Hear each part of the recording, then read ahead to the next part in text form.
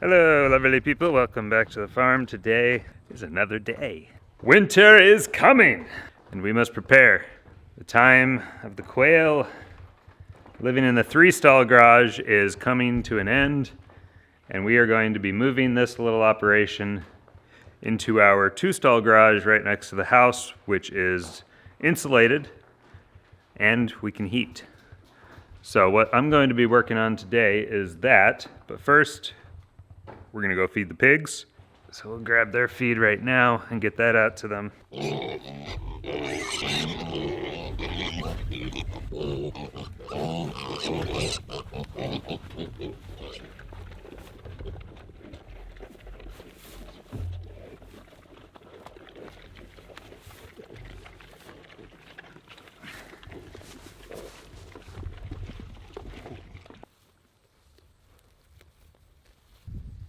Very bright out here.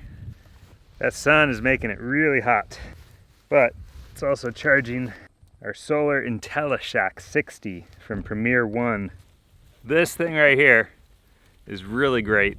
We've been using it all season so far, and I can't say enough good things about it. There are a couple things that I'd like to be a little more intuitive, a little different about it, but overall, I mean, it's been great. So I might do a review on our Premier One supplies later on and just share with you the pros, the cons, if we found anything better or not, and what we like about them, what we don't like about them.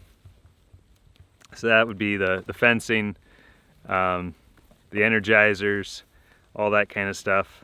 We'll see what happens. I'm not sure. I'm not for sure if we'll do reviews on that kind of stuff, so maybe let us know if that's anything you'd be interested in.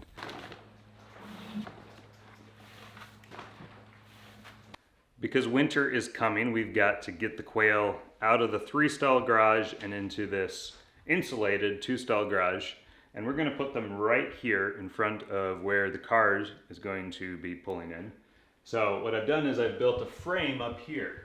We're going to attach plastic curtains to this then. We're actually going to just take some plastic sheeting that's used for like vapor barrier, equipment cover, paint protection.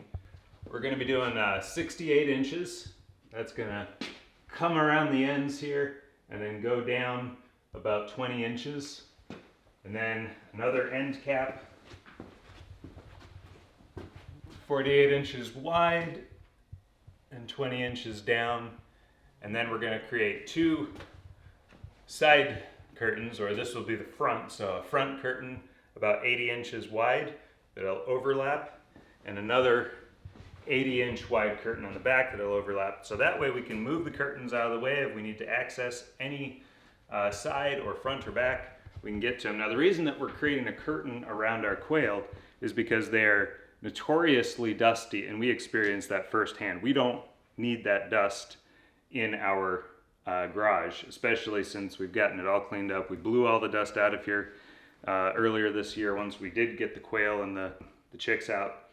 And so we don't want all that nasty dust getting all over our squash and our pumpkins and then just filling the whole place with dust. I mean, here is a little remnant of that dust. This never got cleaned out. And so in here you've got this thick layer of dust that is just awful. It gets all over everything. So now sure enough, we did have dust baths in here, and so the quail were of course bathing themselves in dust, and it was showering all over. But even before we had the dust baths in here, even when they were just little itty bitty quail chicks, we noticed that they were creating a ton of dust in our garage. And so in order to try to prevent as much dust from escaping their confined area here over the winter, so that they can stay warm and we can stay a little less dusty, that's why I built this frame and why we're putting the curtains up. Anyway, it sounded like a brilliant idea to me. We'll see if it works. We're also going to put a layer of plastic on the floor. We'll let you know how this works as we progress through the winter. But we're going to actually get them in here now, because what we want to do is we want to put some lighting up.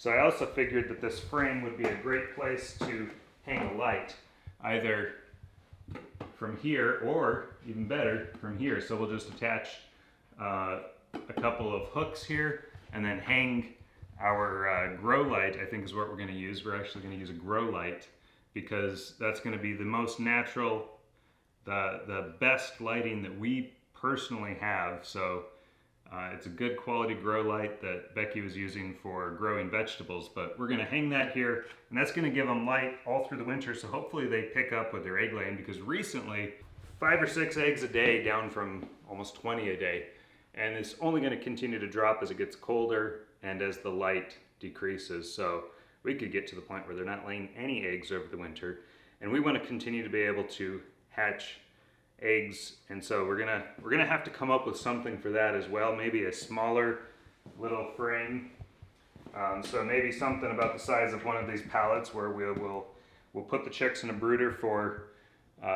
several weeks, 2, 3, 4 weeks, until they're old enough to stand on the slat caging that we have.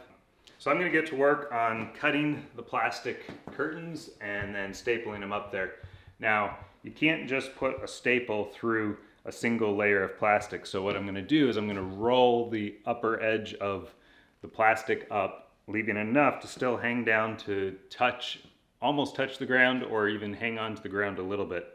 But you got to roll that upper edge of plastic, otherwise when you staple into it, you're going to find out that it's either going to tear right away, or within a couple of days you're going to have curtains coming down because there's not enough substance there, not enough thickness to hold it.